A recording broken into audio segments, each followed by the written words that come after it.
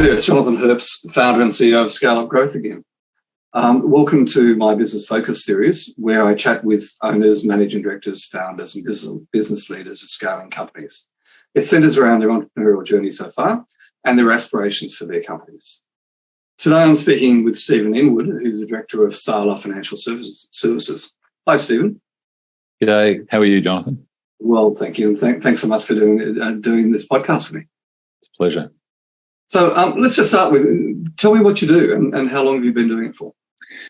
Well, I'm a financial planner. My business is I guess you'd call it a boutique financial planning practice. I am a own license, small company. We only have a small group of clients that we just enjoy working with, and we do work with them quite closely. So I've been working I've been a financial planner for over 30 years now. So, and in the industry a little bit longer, but so it's been quite a while, quite a journey. Great. So how would you describe your core customer, your best customer? Well, we've been spending a lot of time thinking about this question actually as to what our ideal client is or what our best client is.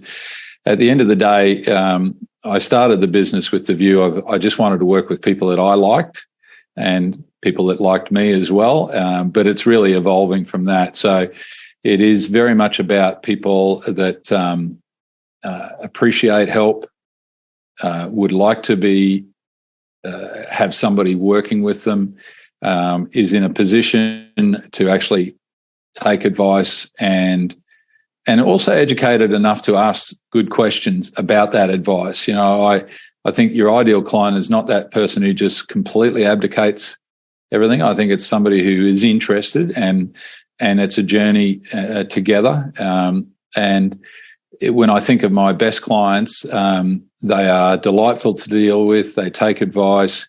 They have some complexities in their life, and what we do is try and make their world a lot easier for them. And we take care of all of, their background stuff so they can go and enjoy life as they would like to see it happen.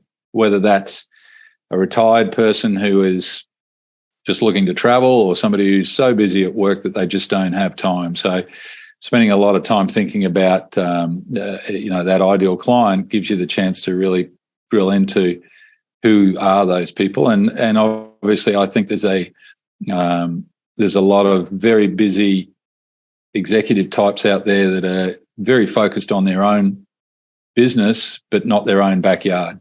And so my role is to make sure their backyard is absolutely spot on. Is there I'm assuming for that level of service, is there a net worth? Look, at the end of the day, it's a really interesting question. I mean, obviously everybody in the financial planning industry says they would like to work with the ultra wealthy. And we, certainly we have some very wealthy clients and in the ultra wealthy clients. But obviously the sweet spot might be in that 2 to 10 million sort of bracket of investable assets, because they're not quite big enough to have a team look after them, so to speak, but they're also big enough to know that they need some help. So we've got some clients that are certainly larger than that, and they're certainly in my ideal space because they are just delightful to deal with, and certainly we're capable of looking after those people. But it is a case that we have tried not to say a fund size or asset size, because everybody's different, and everybody's view of the world is quite different. So you might have somebody who has a lower asset value but really has some complex issues and needs some help. And then you've got somebody who's in the very high level and has a lot of complexity and needs a lot of support and direction, and is very happy to take that as well. And so it does vary client to client, you might say. Thank you for that. I mean, I'm interested, having been, in a past life, I set up Commonwealth Bank's private banking. So, that whole question of level of service really for return. It's an interesting one. So we've all been through the pandemic. What are some of the actions you took during the pandemic that have stuck with the business going forward?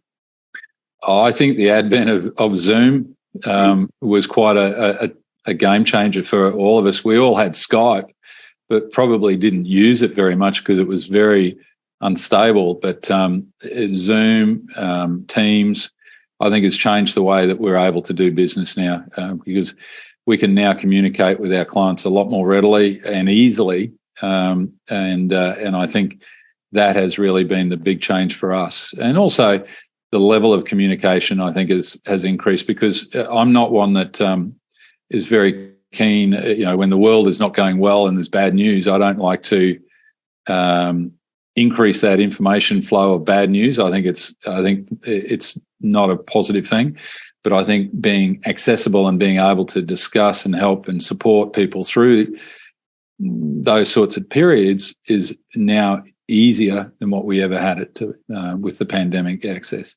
So. Yeah, I agree with you totally. Obviously you and I are doing this interview via Skype, and I think you're in Brisbane, is that right? Yes. Yeah, and I'm in Bowral in the Southern Highlands of New South Wales. So it's like it makes things a lot enormously easier. But it's also I'm fascinated that my clients, my CEO coaching, leadership team coaching clients, so they're now pushing more and more for me to be back face to face with them, because they've missed that, the face to face collaboration. I'm assuming you've got that element there as well. Oh, absolutely. I think you can never move away from a face to face, but when you have clients that are overseas, clients interstate, it just means that you can have these conversations rather than over the phone, because at least with this sort of conversation, we can interact and see what the expressions are, and probably enjoy a laugh more than what you can over the phone. And we have clients overseas. There's no other way that we could do it other than me jumping on a plane or them jumping on a plane. Yep. And yes, that is something we do try to do, but it's just not convenient at times to be able to do that. So I think the Zoom side of things has really, or whether it's Zoom or Teams, it doesn't matter. I think that's just enhanced our capability of being able to provide a service. Yeah, agreed. And so looking forward, what does the future look like for you in the business, and what do you see as the main challenges facing you? Well, we're certainly in a growth phase. You and I have spoken previously about just building business, and we're certainly really looking at the business now, at the services we provide, the fee structures, the types of clients, everything around the business is being reviewed, and so I think we're very much in an exciting phase from a growth perspective. And the challenges with that, I think, is just the constant change that the government likes to throw at our financial planning industry or financial services industry. They just can't leave us alone, and they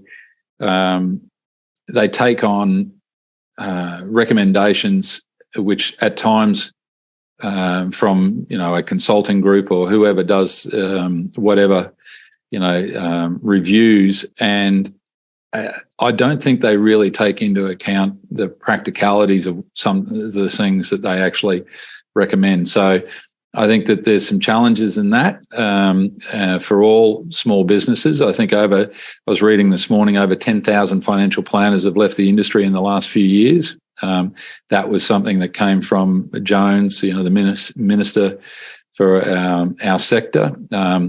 So that's a massive amount of loss of people. Now, some of them may not have been appropriate, but some of them would have been absolutely fantastic and just said it's too hard. So I think that there needs to be a little bit of a consultation process, which they do have, by the way, with the FBA and all of the various associations. But I sometimes wonder whether they take it into account. And I can give you an example. They introduced the fee consent arrangement. So annually we have clients to sign off on fees, which is absolutely fair enough. But the workload that has added to firms has been incredible. And so it actually means that the cost of advice has to go up, because the time spent in actually just preparing these documents for them to sign, to tell them how much we're going to be receiving, which they are told about another 10 times, is just ridiculous. So, yeah, I mean, it's interesting. Because there was I don't think it would affect you so much, but there was a major change announced yesterday or the day before, more at the retail end of your industry, where superannuation funds can actually, I'm paraphrasing, but can give advice. It's back to the future, isn't it? So, it's fascinating. I'm actually a director of the superannuation fund, right. the Australian superannuation fund. So it looks after international expats. But it's bringing a complexity to our business, which is, and potentially an opportunity. And it's like Bank for the Future, but we're talking probably the most significant change in a decade, I would think. Yeah, and that's what I mean. The challenges really are making sure that we do keep up to date with all of these, legislative changes, and then continue to make sure that we provide the best possible service for people. Because it gets harder, and so it makes it more difficult at times to deliver some services. So that becomes a challenge. Yeah, no, it's a fascinating yet difficult industry. I think would be the. I think it's the best industry in the world, because you get to be part of a client's life where very few people can be in, and it's a privileged space, I believe. That's a very interesting point you just made, because Steve and I at one time had the same coach.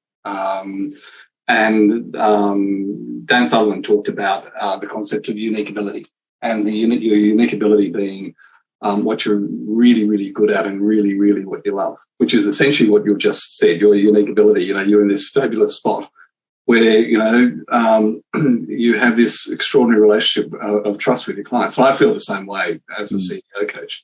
The level of information and detail and sharing is it's such a privilege, as you put it. Yeah, it is. I think we're very lucky. Yeah, no, I agree. So tell me, what is future? I'm sorry, actually, what's your biggest learning since you've been a business owner?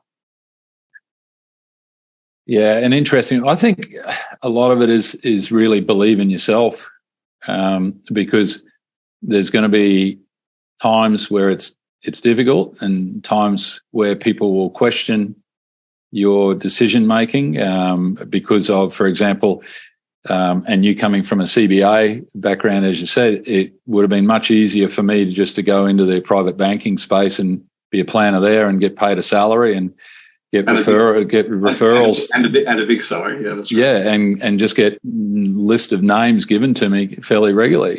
So I don't get that in what I do. So you have to continue to believe in yourself and believe in what you're doing, I think. And could I put that in a different way, perhaps? Have a purpose or a vision that you stick to and work through. I think that perseverance is absolutely one of the critical things I see with CEOs or founders. Yeah. Just a belief and a focus. Yeah. So tell me, when you think about the word successful, who comes to mind and why? I gave that some thought.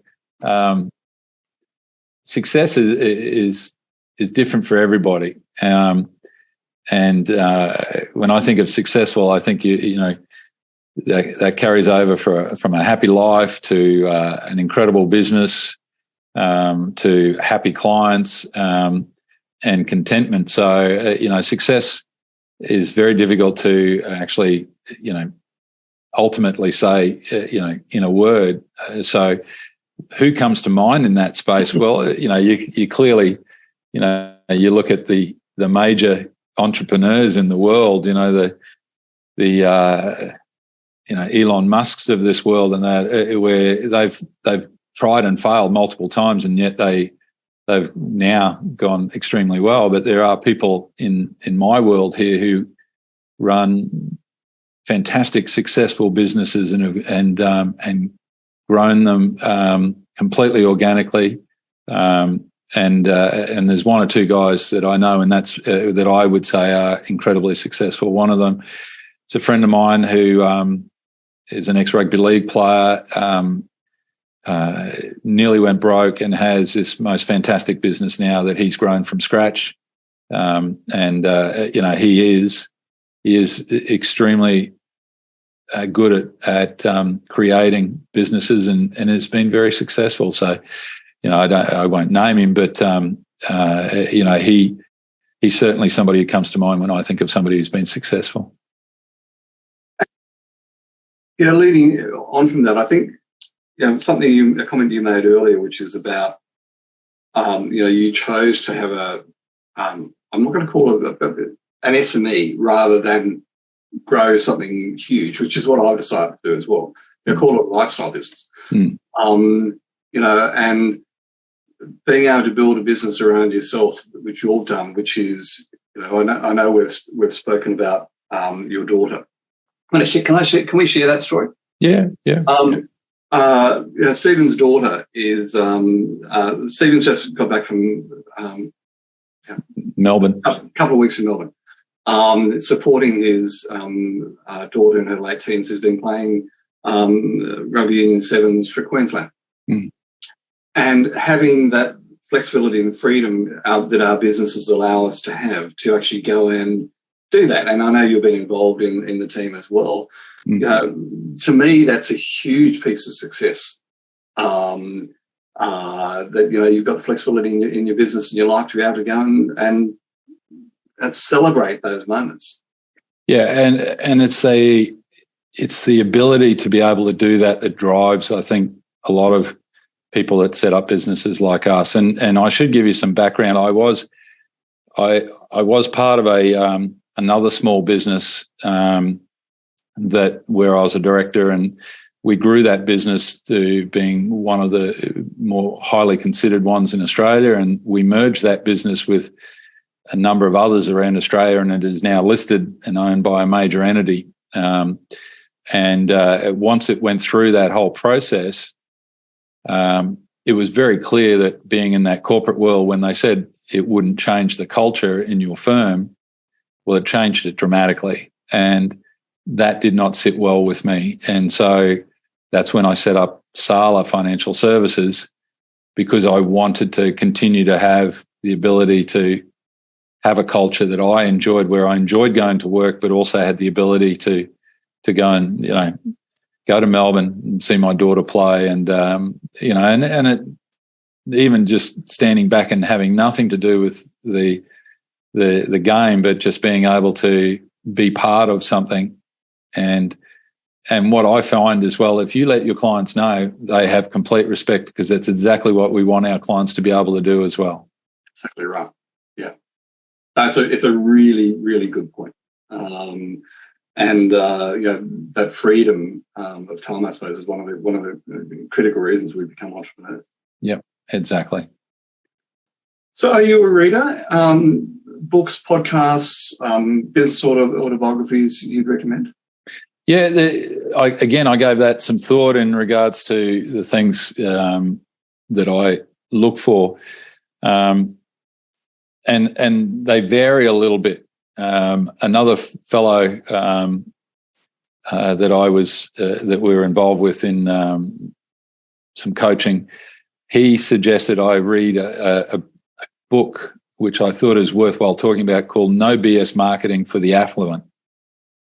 And what he's done, this guy, is that he's created a number of books and a number of podcasts and whatnot, just on no BS marketing to different people and different things. Now, you've got to take away the political side of it, because he's a little bit political, but the ideas in it are very interesting. So that's one that I certainly am enjoying going through. I I listened to a podcast by a fellow called Michael Kitces, Kitces, and he's an American, and I find him very interesting and very fascinating. Probably more to do with financial planning, but it has, a lot to do just in general discussion about pricing and servicing and marketing. Really quite interesting. And there's a few books that I really enjoyed reading that you will relate to. That 10 Times is Easier Than 2 Times by Dan Sullivan. I did enjoy a lot of that part, and also the Who Not How. I think was a very interesting, easy read, just in a short sort of situation, to get some real value out of it, because it prompts thoughts and ideas in your mind, doesn't it? So. Well, it does. And as we as you and I talked about just before we started, the whole Who Not How. One of the interesting things. So Dan Sullivan is an American coach, and Stephen and I have both been coached by him at different times. And some fabulous IP. The Who Not How concept, goes back eventually back to Peter Drucker and Jim Collins, and has been adapted by Dan. I think that's a fair comment. But essentially, if we use this podcast as a classic example of that, and then Steve and I were talking about this, behind the scenes, there's this whole, series of things that has to happen to make this podcast happen. Number one is recruiting people, recruiting my core customer to be interviewed. Secondly is booking them in. Thirdly is actually doing the interview itself. Fourthly is how do we produce the interview? How do we get it on YouTube? How do we get it promoted out and share the lessons, etc. And apart from writing the process originally, the only bit that I'm involved in is what I'm doing right now, which is having a fabulous conversation with people I'm interested in. Everything else is outsourced. Everything else is managed by people with different unique abilities to me. And that's the whole Who Not How. Yep. And it works a treat, and I end up having 3 or 4 fabulous conversations every week or two, which has led into this whole series of learnings for people, which is and that Who Not How book was really the light bulb that sort of, okay. Yes. From me, one of those really basics. Surround yourself with really good who's. Yes. Yep. Yep. And I think as well, people in your life that are positive and really encourage you to be better than what you are. I think that's really important as well. Absolutely. Any last piece of advice or parting words for? Yeah. When I started Sala, I had a bit of Bon Jovi in my head, and I know that sounds a bit funny, but you got to keep the faith. Believe what you're doing and keep the faith, and just keep the faith all the way through. Keep the faith that you are doing, the best and the right thing for you, for your family, for your clients, whatever. But that's always been something that I've always kept in mind, is just keep the faith and believe in it and what we're doing. And I think it's evolving and continuing to be a better business all the time for me. Fabulous. Stephen, thank you. I'm going to make a sort of an extra comment here. We are in a time of financial hardship for many people. Now is a time where to reach out. I think keep the faith. Reach out to experts out there that those who can assist you, and people like Stephen with the old grey hair, or in my case, no hair. Lots of experience out there. If you fit his full customer criteria, reach out and have a conversation.